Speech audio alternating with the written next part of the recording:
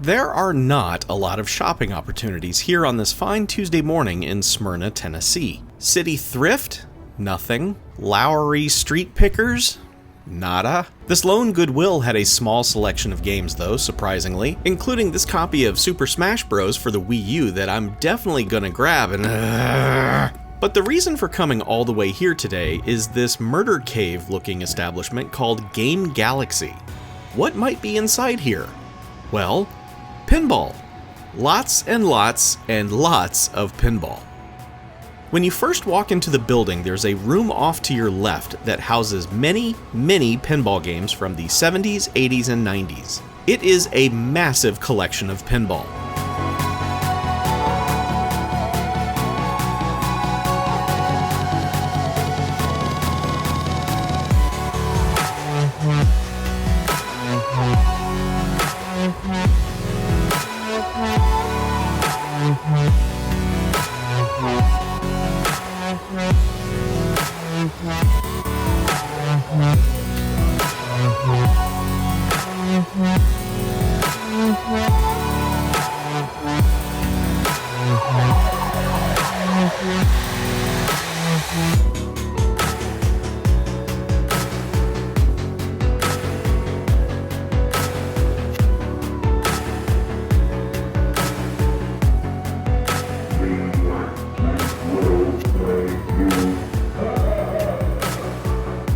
Several of the tables are off, and many of those are being actively worked on, as you can see while I roam through this vast selection of gaming goodness.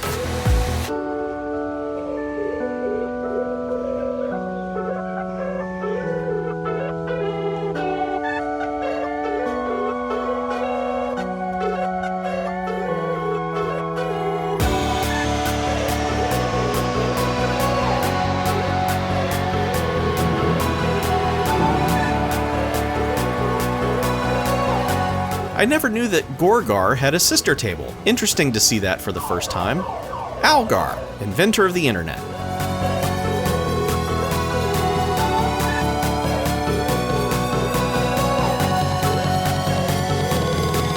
In that back corner there is a Stern Iron Maiden table from 1982, which I really didn't notice until I started editing this video. And that's a shame because I've never actually seen one before. I would have liked to have taken some pictures of it. That's the problem when there's this much pinball in one place though.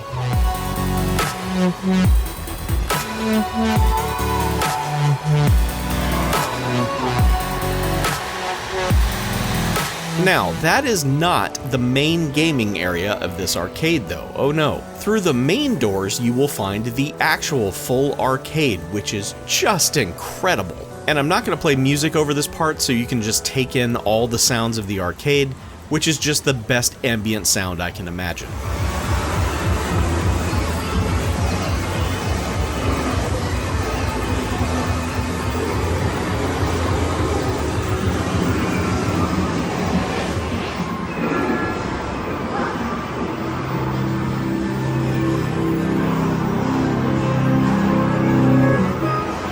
They've got Atari's very cool Stun Runner arcade machine set up here.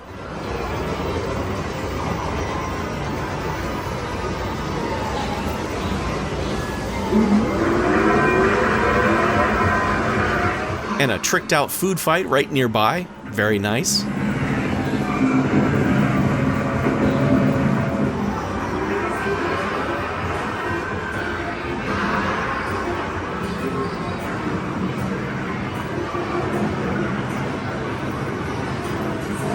There's a working AC/DC machine. I always love to see that. It's one of my all-time favorite tables.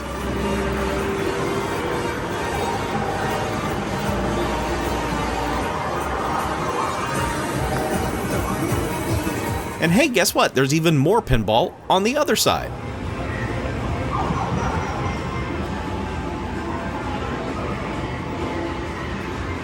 Now, here we get to the main row of recent pinball releases, including Godzilla and Batman and even the Beatles eventually.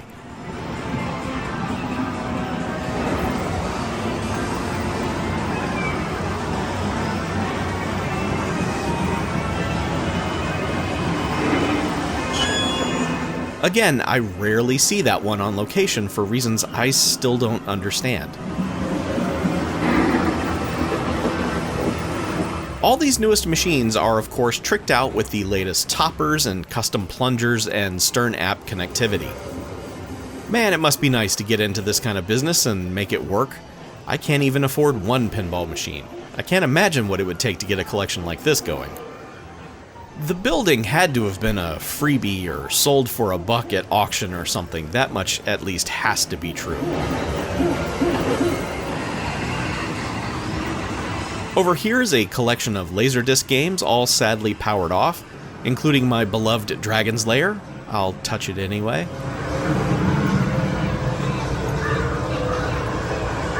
But don't worry, arcade lovers, there are plenty of other arcade games here too, as you will see as we move on from the rows of pinball.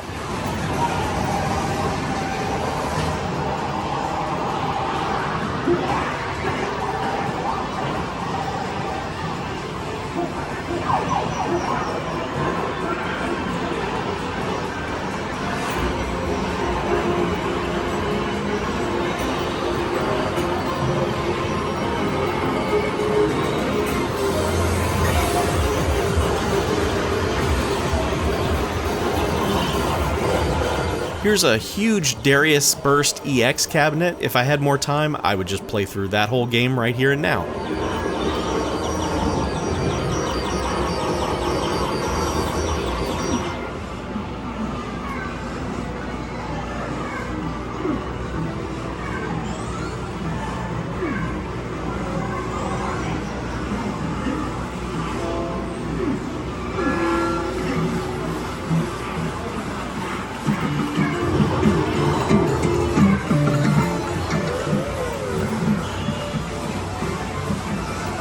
Sometimes you'll see an entire row of powered-off machines, which is probably a power issue with the building, I would imagine.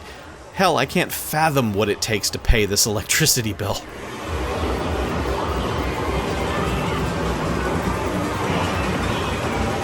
My old friend Track and Field is here, in great condition also. Buttons haven't been beaten into oblivion yet.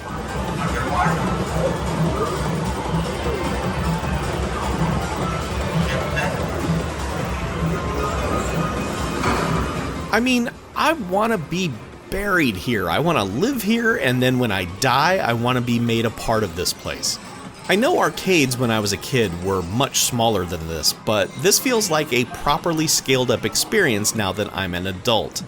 Walking through these hundreds of machines now is what it felt like to walk through the dozens of machines for my childhood arcades. Here's Willow from Capcom. That's an arcade game you do not see much of. I think I've only ever seen one in person one other time.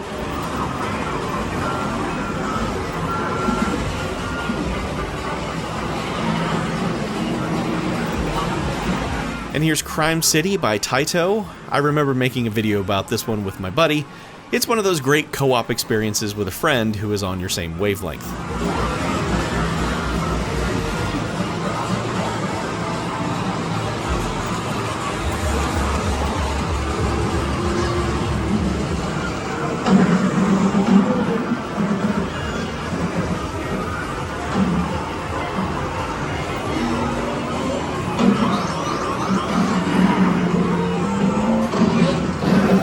And then there's still another room filled with even more arcade cabinets, many of which I had never seen before.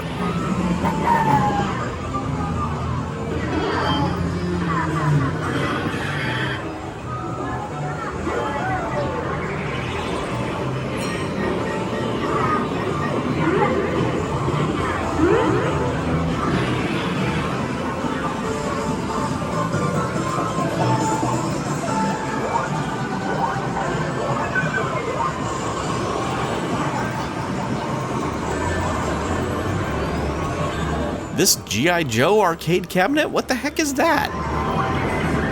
Ninja Baseball Batman? Hell yes.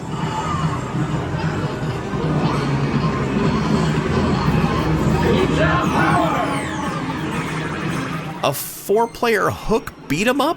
What?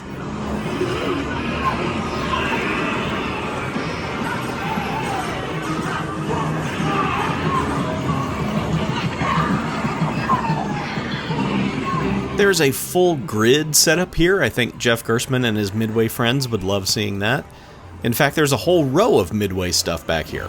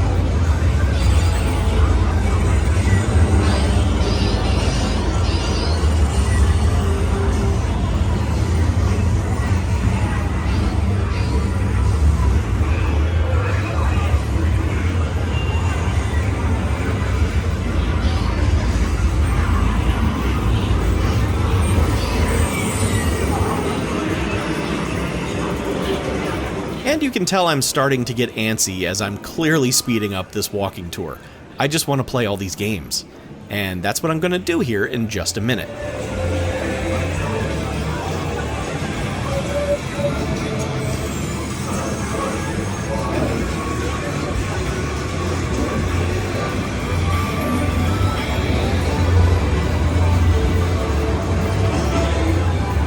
Real quick though, up in the main lobby area you'll find a decent little retro gaming store, where I managed to find both another Xbox 360 game I needed, as well as high speed for the NES to add to the video pinball collection. They didn't have t-shirts of course, since that's the theme of this trip, so I had no problems paying a touch more for these two games than they usually sell for.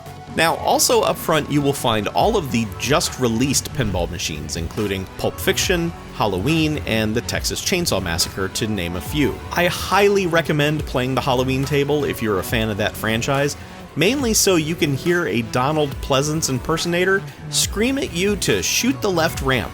Now, despite the entry fee, these machines are not set to free play. You gotta use quarters, which is understandable. I mean, considering how much you get for your entry fee. Which brings me to this. What would you pay for a full day here at Game Galaxy? If I told you entry was only $12 for an hour, or $15 for the entire day, would you believe me? Well, it's true. $15 gets you all-day arcade and pinball gaming. It's an insane deal. And it's 9 hours away from my home. That is unfair. But whatever, I'm here now, I'm gonna enjoy it.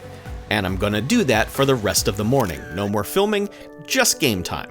Please do check out Game Galaxy if you're ever in the area. I highly recommend it. Thanks for watching, everyone. I appreciate you being here. This day has even more adventures to show off, if you can believe it, and I'll bring you all that next time. I'll see you then.